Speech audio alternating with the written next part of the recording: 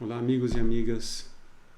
Hoje estamos no 30º domingo nesse evangelho que a igreja nos coloca, que nos coloca para a nossa meditação, que novamente o evangelho vem nos falar sobre a oração. Como temos que ser constantes e com uma atitude sincera, simples, de discípulos, e por isso nós temos que aprender de Jesus, que nos fala na Escritura, nos fala como temos que nos aproximar diante de Deus, não com atitude soberba, mas com atitude simples. Evangelho de Lucas, capítulo 18, e são os versículos seguintes do domingo passado, versículos 9 ao 14. E Jesus nos coloca essas duas pessoas, o publicano de uma parte e o fariseu de outra. Na primeira oração do fariseu, que está na frente diante de Deus, de pé, atitude normal dos judeus de oração, estão de pé rezando. E coloca para Deus tudo o que ele faz de bom. Uma atitude simples, até aí tudo normal, Eu jejuo, pago o dízimo, faço bem. Só que com uma atitude um pouco desprezável, Depois quando ele se compara com o outro publicano. Que não é que o publicano seja uma pessoa tão humilde assim. Eles são o pior do que poderia existir. Eles praticavam um roubo legalizado. Então, daí que a gente não pode esperar que eles sejam bem acolhidos. Mas aqui nós estamos para aprender desses dois exemplos.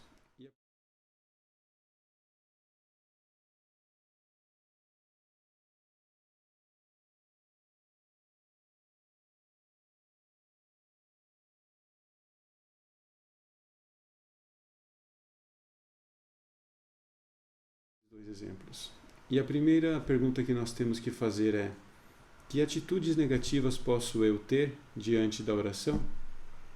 Na minha oração? Que atitudes negativas?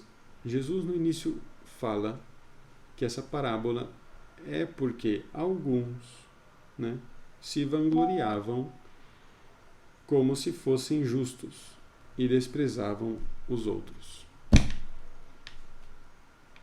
Já no tempo de Jesus.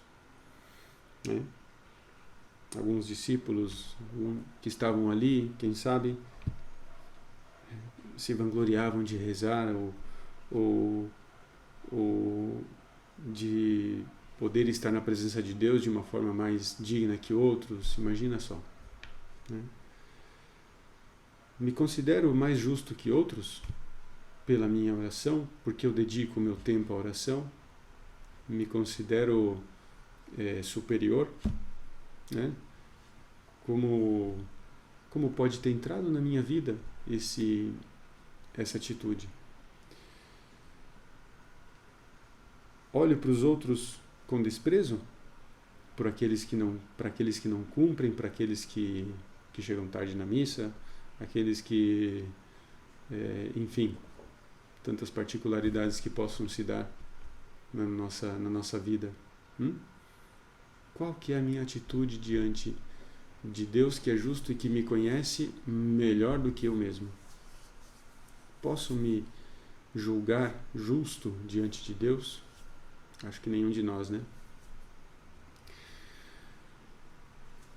E outra pergunta para vocês: qual é o rosto que tem o meu Deus? Qual é o rosto de Deus que eu contemplo na oração? O rosto de um pai que está ali para me acolher, ou o rosto de um Deus juiz, de um Deus que está ali para medir quantitativamente a minha fé, ou a fé do outro, ou a fé daquele outro mais? Qual é o Deus que eu contemplo? Isso é também muito importante. O rosto de Deus para mim é um rosto misericordioso, A gente fala muito da misericórdia de Deus, mas é real isso para mim? É real na minha vida, na minha relação com Deus, no modo como eu rezo pelos outros, inclusive pelos inimigos? Ai, que difícil que é. Perguntemo-nos, coloquemos diante de nós esse questionamento. O rosto de Deus para mim tem que ser esse rosto misericordioso. Tem que ser esse rosto de perdão e de acolhida. Né? E outra pergunta muito importante. Sigo a lógica dos méritos ou da gratuidade de Deus? Sigo a lógica dos meus méritos porque eu faço, porque eu vou, que não é nada mal, não é nada desprezável, né? Muito pelo contrário, é muito bom fazer coisas boas. Mas porque por causa de tudo isso, Deus tem que me ter como em um grau superior e dando justificativa para desprezar os outros? Ou eu sigo a lógica da gratuidade de Deus, que dá a cada um segundo a sua benevolência, a justos e a injustos, né? Sol que nasce para todos, né? O sol nasce e brilha e nos ilumina a todos. Assim é também a lógica de Deus, a graça de Deus que nos abraça. Porque se não vivemos nessa lógica da gratuidade, meus irmãos, não podemos acolher o bem de Deus, o bem que Deus tem para nós. E na nossa vida, cuidado, né? Vamos viver também segundo essa lógica dos méritos. Achar ou que eu devo merecer tudo, ou que para eu dar, os outros também têm que merecer. E não vou ser gratuito na minha forma de agir. Está aí um bom propósito para cada um de nós. Por isso nós temos que aprender dessas duas pessoas que estão ali no templo rezando, seja do fariseu, pela sua justiça, pela sua forma de estar diante de Deus, né?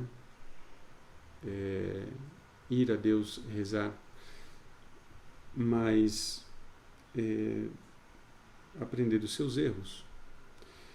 Como seria uma oração justa para o fariseu?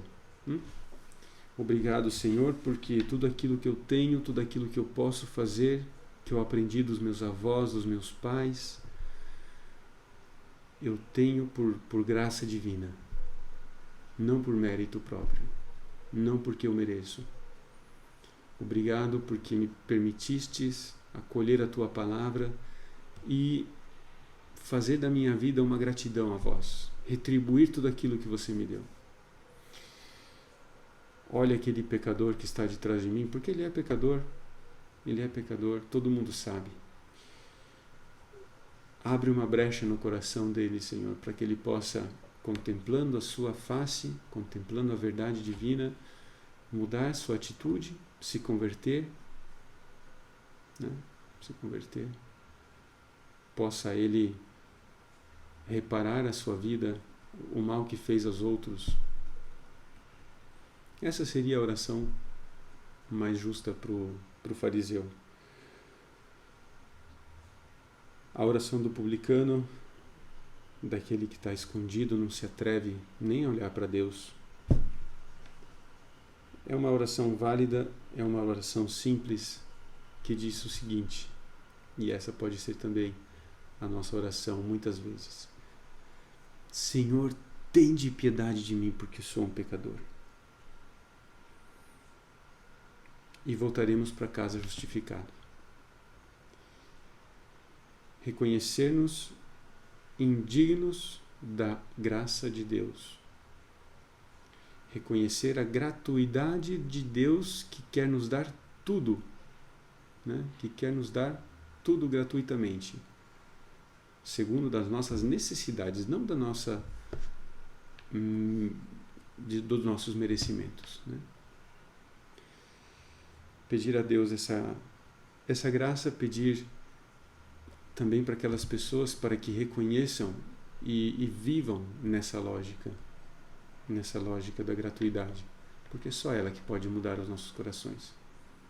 E por que não mudar o mundo também, né? Fazer-nos pessoas melhores, graças a esse dar sem querer nada em troca, né?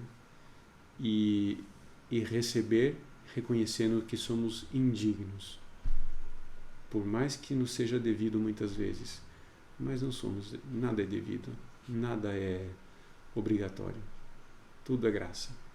Que Deus nos abençoe, nos faça viver o Evangelho com sabedoria, com retidão e muita perseverança.